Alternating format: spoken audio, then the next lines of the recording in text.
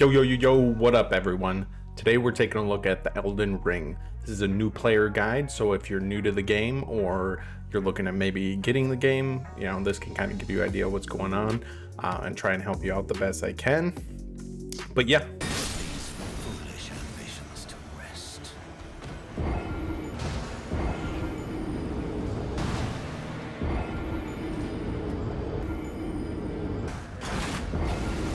Let's dig right into this. So first thing I want to talk about is what the classes are and what it means when you're choosing the class. So there's a few classes you can actually choose from. They pretty much just vary on starting gear and their level. Now I'll go into a little bit more how levels work. For now, just choose a class that maybe you think looks cool or has like starting gear you might like. You can always press Y if you're using an Xbox controller. It says at the bottom to see more details. This way you can see what the starting gear is and also what stats they have. I know in the beginning it's hard to know really what the stats are for and what they do, but later on you'll get a little better idea of it. It's not like super bad if you choose a class that you're not really into. You can always switch over your gear and stuff later on. You might just lose a little bit in those stat points, or you could always just create a new character. It's totally up to you. Once you choose your class, it'll ask you type A or type B. It's pretty much just male or female. And then from there you go into another menu where now you can actually still choose your class, but now it's just kind of broken down. So you can set your body type, or you can go into advanced look and change your character details. In addition to that, it's going to ask you to choose your starting keepsake. So this is just a starting item they kind of give you. You can choose not to have one either. Each one does something different, but if you kind of read the descriptions, they'll kind of tell you what they do, and you can choose which one you want from there. So the next thing I want to talk about is what runes are. So runes are kind of the currency of the game. You get them for killing enemies, but they are also the currency to level up. So to level up, you spend your runes on a stat point, and each stat point is one level. Okay, but keep in mind that the runes are also used at NPCs to buy various goods. So whether it's consumables, new gear, spells, everything uses runes. So it's important to allocate them how you want. But stat points are very impactful, but so is new gear. And it's not like most games where you like every time you go to the vendor there's new gear or better gear. It's not quite how it works. A lot of times you just kind of upgrade the gear that you have, or you'll find an item that's really good that you'll need maybe more stat points to use.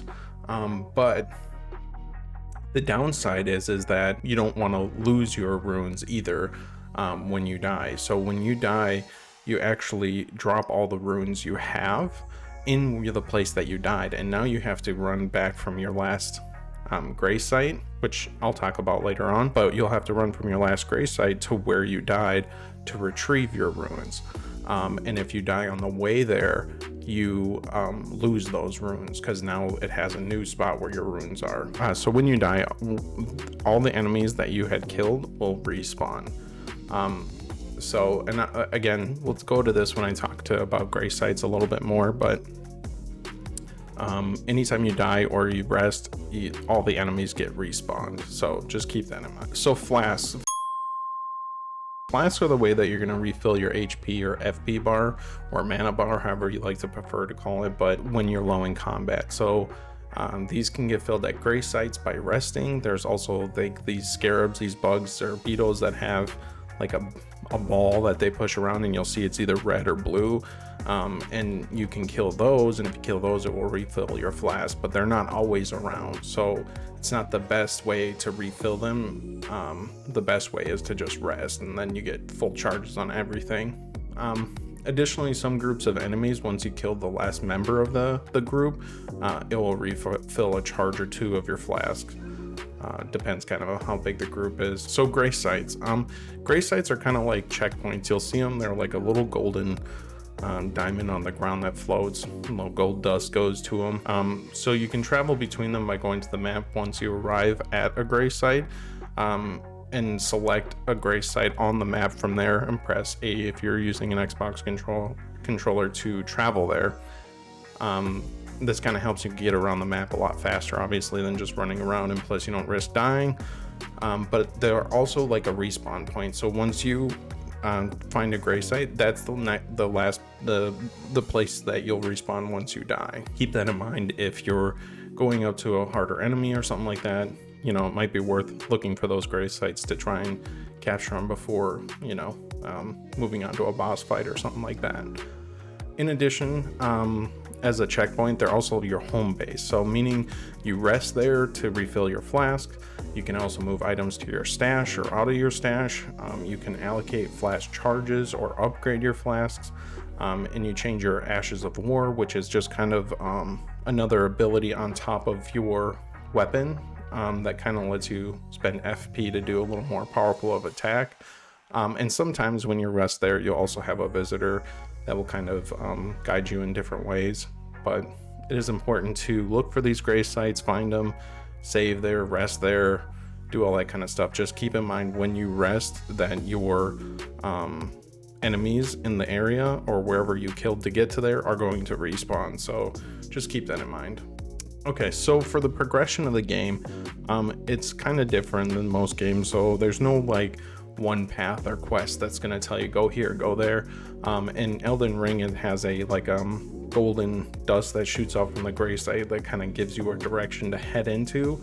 But you'll really know when you get to an area if you're just dying on just like the littlest enemies. You're probably not high enough level for them yet. But for the most part, the game kind of locks you out of places that you can't get to until you kill a certain boss or do something like that. But it's a very open game, so just go ahead and run around, explore, find different things, look for different items, you know, have fun with the game. It is completely open and allows you to really travel where you want to travel and do what you want to do. So just keep that in mind if you're looking for some kind of direction in the game. Unfortunately, there won't be. That's how Dark Souls games or Souls genres typically are, is they just kind of let you go on your own path. And it is, like I said, it's kind of guided, but at the same time it's not. All right, so talking to NPCs. Now, I just wanted to put this in there. Obviously, most games you talk to the NPCs if they're out there, but this one is especially important because sometimes they're just sitting there and they look like they could be an enemy, but really they're an NPC or they're by a fire or something like that, or in a house. It's good to talk to them just because sometimes they'll give you items, and sometimes they'll you know, give you like a little bit of a quest or something you can do to come back to them for rewards. Sometimes they're vendors, and sometimes they're not to be trusted. So you'll have the choice and find out as you go along who's to be trusted, who's not to be trusted. But yeah, it's a lot of fun. Just make sure if you see them, talk to them. It's worth it. Definitely get stuff from them, or you know, learn a little more to the story. But definitely make sure if you see NPCs, go and talk to them. And the last point I want to touch on is you will die a lot. So don't get demotivated. Don't think you suck at the game. You're going to go on a boss. You're probably going to die over and over and over and over and over. But just keep in mind that it's all part of the learning process. You're just getting a hang of the game. It takes time to learn when to dodge. You really need to like dodge at the right time or block at the right time. Make sure you watch your stamina, have your health. Like everything needs to be pretty spot on. So when you do though succeed and get past those you know, troublesome spots, it's very rewarding because you know, you feel so great about just getting past this difficult point. And then you get good loot, typically a lot of runes. You always get something, so they make it very rewarding. And yeah, just wanted to keep that in mind. But as far as this video, that's all I got on the Elden Ring. If there's anything else that you guys would like to see, put it in the comments. Or if you have any other questions on anything, let me know. Otherwise, we'll see you next time.